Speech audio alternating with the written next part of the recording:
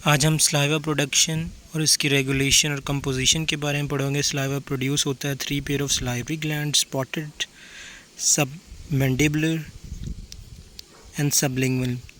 प्रोटेड सबसे बड़ा salivary gland है जो कि 70% ऑलमोस्ट सलाइवरी प्रोडक्शन करता है, 25%। उसके बाद सबलिंगुअल माइनर सा है, रोल है इसका। ये एक ग्लैंड का स्ट्रक्चर है।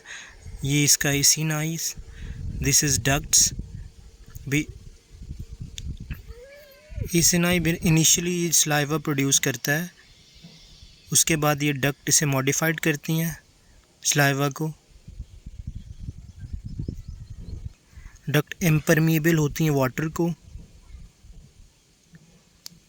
मॉडिफाई होता है रीऑब्जर्व करके सोडियम एंड क्लोराइड आयन को। सिक्रीट होता है डक्ट में पोटाशियम एंड बाइकार्बोनेट आयन। इसके बाद ये सारा ग्लैंड्स एसिनाई और duct surrounded by myoepithelium. जब ये स्टिमुलेट होता है उसके बाद सलाइवा इजेक्ट होता है।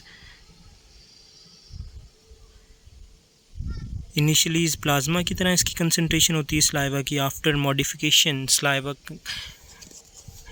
कंपोजिशन चेंज, इसमें पोटाशियम की कंसंट्रेशन ज़्यादा होती है, बाइकार्बोनेट की भी, सोडियम की कम, और हाइपोटोनिक होता है, डिल्यूट होता है सलाइवा। बुनियादी तौर पे ये कंपोजिशन ऑफ सलाइवा है। Effect of the flow rate on saliva basically. So इसके बाद हम थोड़ा सा एक स्ट्रक्चर को दोबारा रिव्यू करना चाहेंगे। ग्लैंड का स्ट्रक्चर डक्ट से बना होता है और एसिनाई से। एसिनाई में इनिशियली स्क्रीट होता है प्रोडक्शन, उसके बाद मॉडिफाइड होती है डक्ट से।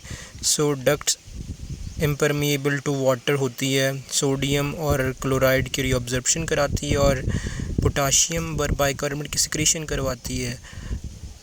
जब हमारे पास हाई फ्लो रेट होगा सलाइवा का, तो उस वजह से ये जो हमारे पास कंटेक्ट टाइम है वो थोड़ा हो जाएगा। उस वजह से क्या होगा, जिस ऑब्जर्प्शन और सिक्रीशन वाला प्रोसेस था ये भी स्लो हो जाएगा। तो हमारे पास इसके नतीजे में जो सलाइवा बनेगा उसकी कंपोजिशन सिमिलर टू होगी प्लाज्मा जैसी।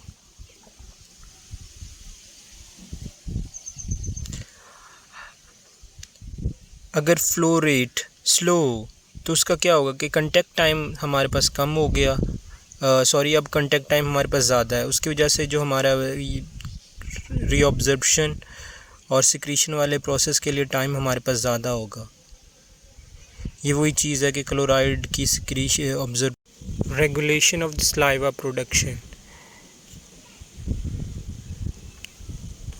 सलाइवा की रेगुलेशन मेनली पैरासिम्पैथेटिक सिस्टम के थ्रू होती है। सिंपैथेटिक सिस्टम का इतना कोई ख़ास रोल नहीं, पर इसकी वजह से भी प्रोडक्शन इंक्रीज़ हो जाती है। तो जीआई हार्मोन्स की इनकी प्रोडक्शन सिक्रीशन पे कोई इतना ख़ासा रोल नहीं है सलाइवा में। पैरासिम्पैथेटिक बुनियादी तौर पे जो करवाती हैं इनको 2 नर्व्स हैं, cranial nerve 7 and 9, facial and glossopharyngeal. Duct और एसिनाई पे मस्कुरेनिक रिसेप्टर होते हैं जो कि रिस्पॉन्ड करते हैं एसिटाइलकोलिन को, जो कि मेनली पैरासिम्पैथेटिक की स्टिमुलेशन की वजह से रिलीज़ होता है। सिंपैथेटिक सिस्टम, उनके डक्ट और एसिनाई पे बीटा रिसेप्टर होते हैं जो सिंपैथेटिक सिस्टम की एक्टिवेशन की वजह से एक्टिवेट हो जाते हैं। बीटा नॉरएपिनेफ्रिन और इम्पैक्ट करती है। हम अब उन कंडीशंस को डिस्कस करना चाह रहे हैं जिन कंडीशन से इसकी सलाइवा रेगुलेशन प्रोडक्शन बढ़ जाती है। Food, nausea and smell. Inhibit किन से होती है? स्लीप, डिहाइड्रेशन, एंटीकोलिनर्जिक ड्रग्स और फेयर की वजह से भी, क्योंकि ये पैरासिम्पैथेटिक सिस्टम को इनहिबिट करते हैं। ये वाली कंडीशन फूड, नोज़िया, स्मेल वगैरह पैरासिम्पैथेटिक सिस्टम को